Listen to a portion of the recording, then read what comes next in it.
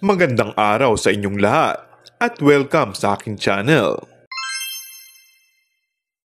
Binalikan ng mga netizens ang nakarang interviews at mga tweets ng aktor na si Paolo Abilino kahit pa noong nasa GMA7 pa lamang ito. May mga naibahaging impormasyon ng aktor noon hinggil sa pangarap niyang makasama sa iisang proyekto, ang kapamilya actress na si Kim Chiu. Base sa mga naging tweet noon ni Paolo Abilino, makikitang kahit noong nasa Kapuso Network pa lamang ito, ay si Kim Chiu na ang crush niyang celebrity at hiling niya na maitambal sa kapamilya actress. Natupad naman ang pangarap na ito ng aktor matapos ang ilang taon nang lumipat ito sa ABS-CBN. Hindi lamang basta magkatambal dahil nag-click sa mga netizens at manonood ang kanilang chemistry.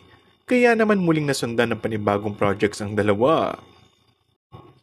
Muling nasundan ni na Paolo at Kim matapos ang hit series nilang Linlang ng Philippine adaptation ng hit South Korean romantic comedy ng What's Wrong with Secretary Kim. Super thankful naman si Paolo na marami ang tumatangkilik sa love team nila. Lubos ang pasasalamat nito sa lahat ng mga tagahanggang patuloy na tumatangkilik sa tambalan nila ni Kim Chiu. Ginagawa raw ng aktor ang lahat ng kanyang makakaya upang mapasaya ang lahat ng mga sumusuporta. And that's all for our today's video.